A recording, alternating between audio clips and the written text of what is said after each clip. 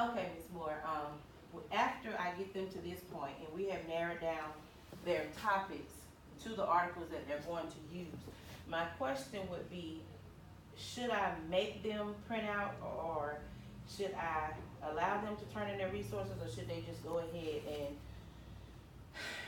create their works cited page as a result? Because my concern is when we're in class and we're actively working, what type of resource are they gonna have in front of them to be able to complete their paper? Okay.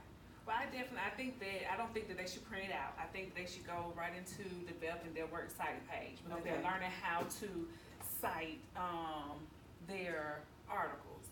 But they also have their Chromebooks, or, you know, a smartphone, or their computers, which you had listed on your lesson plan, in front of them to help guide them, show them, how to do it. Okay. And when they're not with me, which is a component that I thought was real neat, they could email their article to them instead of having to print it. And that way they can still pull it up instead of having to find a printer or use ink or paper to have it printed. But right here, I thought this was sort of like a little plus for them. Oh, yeah. They can actually have it already cited for them, because we're gonna use APA style, and all they have to do is, you know, the old form, copy and paste, and just organize it on their works cited page. Okay. I thought that was a plus for everybody. And it is a plus, because even if, let's say, for our ESL kids or our special population students, if they go into the resource room and that particular teacher is not the one that serves for English, then they can use this as a guide to help him or her Right. with doing what's required for your class. So, I like that. I think that's something great, good, that serves all the kids. So, another question that I had some concerns about is the number of articles. I plan, I'm gonna play it by ear, of course, but my goal is to get them to at least 3 pages. So 3 pages, I'm thinking anywhere from 3 to 5 articles. Okay. I don't know if that's too less or too much. I think 3 to 5 articles is good, for the kids. Okay. Because with the APA format, it's a little bit more, can be a little bit more detailed. But for the kids, requesting 3 to 5 is good. For our ESL and special population, let's just stick with 3 at the most. 3 Let's at stick the with most, them. and then if needed, they can probably get another article for extra credit or extra. We can do, yes, definitely do that, but let's stick with 3 to 5 with for your general population, and 2 to 3 for the ESL special needs. Okay. Kids. Yes. Okay, another thought, that I just had, let's just say for instance, they decide to change their topic. How should I approach that, concept with not allowing them to do that after we have gotten started? Cause what I've experienced in the past is that starting late and not actually having that hands-on experience with the topic that you selected the first time, it tends to overwork them and it'll overwork me. Yes. So, should I just say no? Or should I encourage that once you pick this topic, we're stuck? Or how should I handle that? Give them a timeline. Okay. You know, because you're gonna proceed forward. If they choose to change their topic after you have moved on, then they're gonna be responsible for going back and picking up the pieces from before. So definitely encouraging, that's why you're giving them choices, and you Right. pick things that you thought, and a discussion that you've probably had with them, that they would be able to relate to. Things Okay. that they would mind, they would enjoy finding information on it. But definitely give them a timeline, because as you said, it's gonna be a lot of work on them and a lot more work on you. Good, that's good. Now, I want to keep it learner friendly with my students, so I do have this video. Because copying and pasting is something that they love to do. Now, I do not have what you call turnin.com or Safe Assign, those type of resources to check their plagiarism, but that's why I wanted to go step by step with them so that they can understand. So I always show this little video, and I'm just gonna give you a to make sure I'm not, crossing any barriers or anything, but it gives them a very comical view of what plagiarism kind of looks like.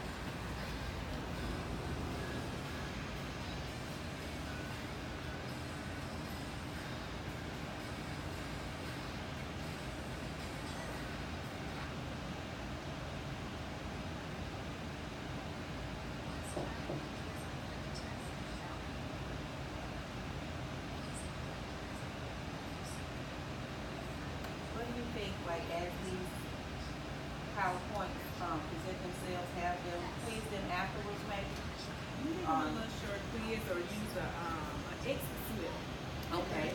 So they will see whether they learn, they really paying attention, they get what you were teaching. Okay. Okay.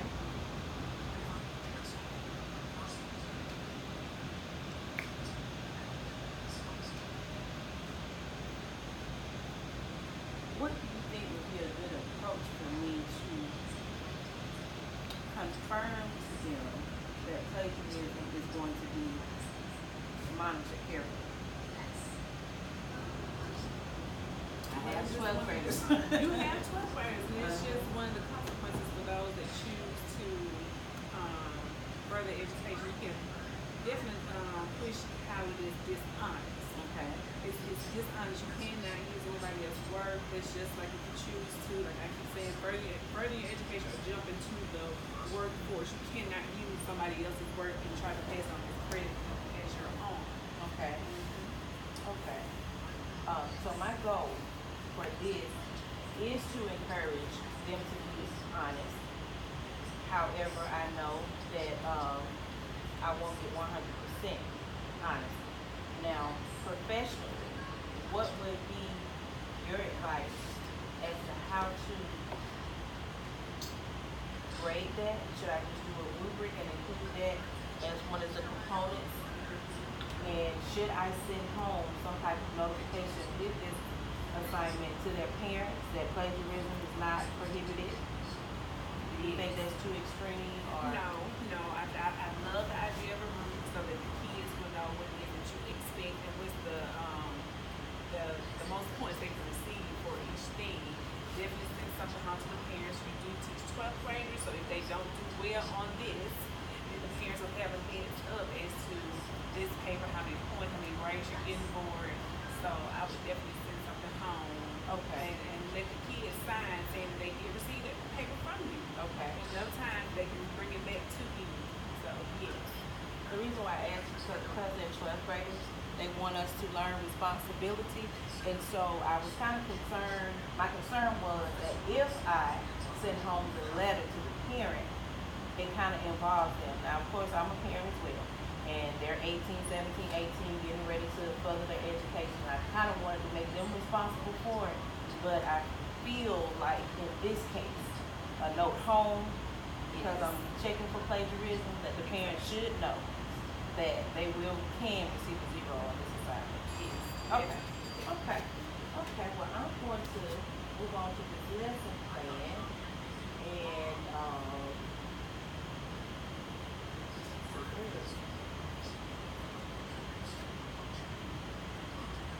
gonna have to log out of this. Let me go back to the lesson plan. Let's just look at it real quick right here. Right here is where I probably need to add the rubric in the during. In the during, yes. Let's add the rubric in there. Okay. Now, right here, and I should have mentioned this while we were doing the resources, the thesis statement. That is pretty much going to be the most difficult process because a thesis statement to them is an educated guess, as in science. And here is pretty much things that you're going to prove to share with them. Almost the same thing, but not quite the same. Should I use a template for that? Say, for instance, riding the school bus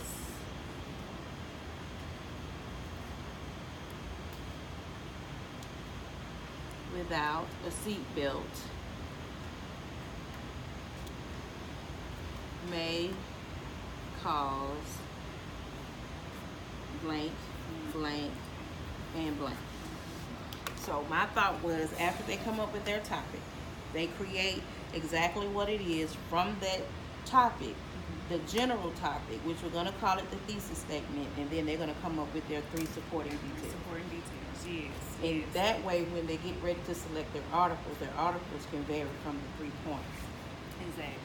So I like that. And then they could, if they want to, before, even with mentioning the thesis statement, maybe they can go ahead and do, while they're looking on the computer for their articles, they can do an outline. Okay. And with that, they can, of course, put their thesis statement up top, and with their 3 points that they're going to hit, then they can, that's when they can start annotating, start putting down their the articles that they're going to use. Okay. So that if they have to go back to it, they forget to email it, then it's on their paper as to at least the title of the article. They can always go back to it. Go back to it. Okay. Now, I think I forgot to mention this. I wanted to give them a little control of this and kind of help me help them. I wanted each student to share openly what their topic was going to be, and then allow their classmates to give them feedback.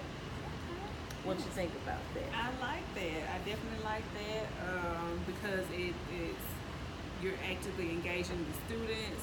They're talking to each other. They're getting feedback from their classmates, from their peers. So I think that's a great idea, because that may then, if you do that, that may end if they're having second thoughts about if they're changing their subjects, or if they're going to change their subjects, their topic. This is going to be where it's done, because they're getting the feedback from their peers. They're sharing with them what they want to do, and depending on what they say, they may or may not change their topic. But this may be, when they do that, either they're going to stick with what they're going to write with their topic, or they're going to change it. But they're in the class with you, and you can say, hey, Ms. Taylor, I plan on changing my topic. What do you think about this? Okay. And the reason why I was, kind of had some concerns about that is because a lot of times they may pick topics that are personal. And when students begin to personalize topics, and I try to get them to stray away from that, but I can't control that at all times. For example, last year I had a student who was homeless. And she picked the topic about being homeless. And when she began to share with her classmates, it became a little emotional for her.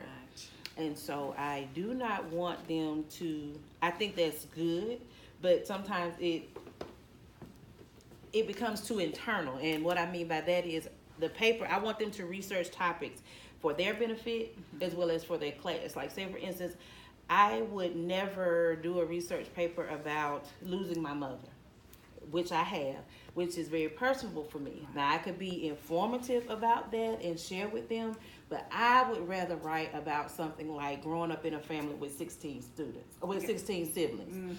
And so that would be something different for me, something new that I could research, and then when I began to share what I have learned, maybe get more feedback than personalize it. But I'm kind of up in the air with how I want to handle that, because I want them to be the manager of their own paper, but I don't want to be too controlling about it. So that's why I said I'm going to let them have an open debate first, observe, give them a minor grade for their open debate. Then we're going to go into their thesis statement once they select their topics. After we do their thesis statement, I wanted to somewhat share with them the rubric. But I have these graphic organizers that I plan on using, and I think I have that in the before step, which is right here. Okay. I wanted to make sure that my ELL students who have limited English skills understand the importance of the rubric as well as the graphic organizer. Now, the graphic organizer is primarily help them what you suggested, outline and organize what they're going to talk about. But I don't want them to get confused with the rubric and the graphic organizer. Should I do both at the same time, or should I do them at different increments? Let's do them. I think you can do them both at the same time. But I think that if you, with the rubric, everything that you have, let's either share it in Google Docs or send it to the ESL teacher, the ESL facilitator, or maybe the special ed department, so that they will have it, so that if a student comes to them because they need more clarification as to what it is that you are expecting from them or what it means, because they get hung up on vocabulary a lot. They don't know what it means, and so they become frustrated. So I think you can share it with them at the same time. The graphic organizer and the rubric, but let's send everything to your special ed department and the ESL facilitator, and let them know, keep them abreast on what you're doing, because I'm pretty sure they're going to reach out to them. They're going to need some assistance with this, but as long as everyone is knowledgeable, know what's going on, then it shouldn't be a difficult task. Now, since you shared that with me, do you think 2 to 3 weeks is long enough to make this happen?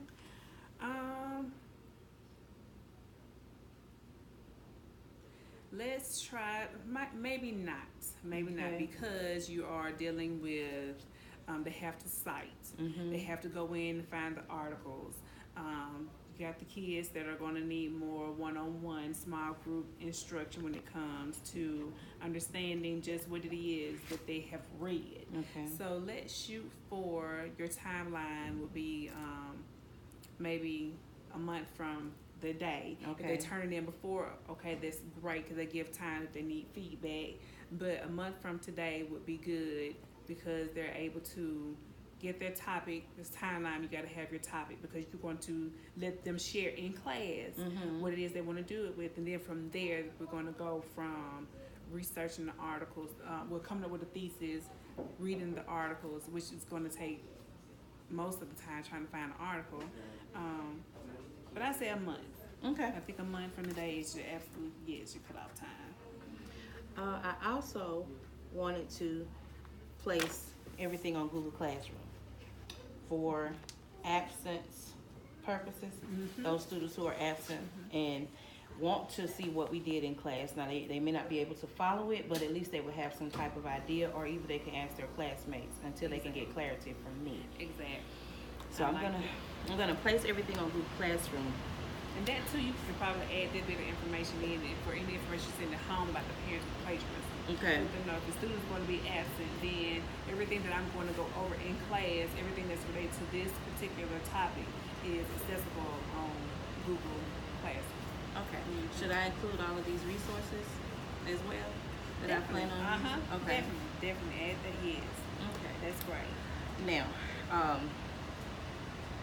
as I prepare to complete the research paper, my concern is, should I begin to incorporate English skills while we're doing this? Now, I know that may sound crazy, but teaching a research paper and then teaching English is like 2 different lesson plans. And I would have to teach sentence structure, subject and verb agreement, paragraph development. Should that be a pre-lesson, or should I intertwine it as I go? Because I am stuck in that area. I'm concerned. They're 12th graders. They should know how to write, but I can't assume anything. They should, and it may have to be a little bit of both. It may have to be a pre. You may have to go back and touch on, if you see where, if you're just reading the kids' introductory paragraph, and you see where majority of them are having an issue with subject-verb agreements, adverbs, you may have to go back and touch on it. And then as you go through, and if they're bringing their papers to you, and you're like, hey, this here, I see where I need to go back and maybe do a review lesson, then you may have to. So, you know how lesson plans, you have to tweak them. You have to tweak them, exactly. So that was the needs of the kids. That hit in right on, extending it to a month, and it may have to go, at least throughout the 9 weeks, and I would have to recreate my lesson plan as I go to see exactly what their areas of strength and weaknesses are. So, that's good. That's good. You have any more suggestions about where I need to do as far as presenting the lessons to my inclusion students? Should I ask for my co-teacher to step in on these days? Yes, you're definitely going to need your co-teacher, because your co-teacher needs to know exactly what's going on. And because you are going to let them work in small groups or one-on-one, some kids just do not feel comfortable working with other people. So you're going to need your collaborative ed teacher with you because they may have to go into resource room because they work better where there is fewer distractions because the kids are going to talk. And so definitely include your collaborative teacher. That's why I had suggested maybe you need to send it to the entire special ed department. So that everybody. So that everybody would know, you know, just because they work in one area don't mean they can't help a student Right. in the English area. Right. So it's gonna take a joint Village. effort. It's gonna take a village. Mhm. Yes. To make it happen. Okay, I just don't want to overwhelm the special ed department because in my opinion it seems like it's gonna seem like a lot, but to the person helping a student it may be a lot. And I kind of wanted to stagnate what I was doing so that it wouldn't become so overwhelming. That's why I wanted to do the research topic one day, then the thesis statement, then work on finding the articles, you know, so that it can all somewhat go together. Okay. I like that. Maybe send something to the media, the librarians as well, because you may have kids coming in and out during one of their elective classes, or you may send a few during your class, so then you know just let them know what's going on. Okay. Okay. So, So what I would do is I'm gonna check back with you and see how the kids are progressing with the paper, how's everything is going, and we'll just stay in contact. I would use a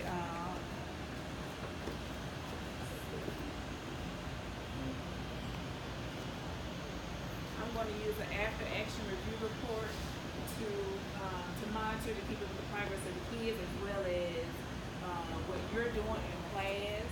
And this will be done. I'm going to put everything online, so we can communicate back and forth. okay. The successes, how to ensure success in the future, how to move forward. How can we improve? You know, there's a lot of a lot of great recommendations. A lot of great things for kids and how you plan on going about with it. But however, like you said, with education, things have to be changed sometimes depending on the need of the student. So this is basically what we're gonna, what I plan to do to keep in touch with everything that you're doing as it pertains to Okay, should I send you my lesson plans as I tweak them, or probably maybe email you my concerns? Yes, definitely email me your concerns and send me a copy of your lesson plans at least for the next 4 weeks. That's what we planned on for this Okay. second month. So I can see what it is that what you are doing. So I can see too for myself how the kids are, what they're doing. Okay. And we can just, that's what we, this is what I do, how we can move forward. Okay. All right. Well, thank you, Miss Moore. I appreciate it. No problem, thank you. And let me know if there's anything else I can do. Okay.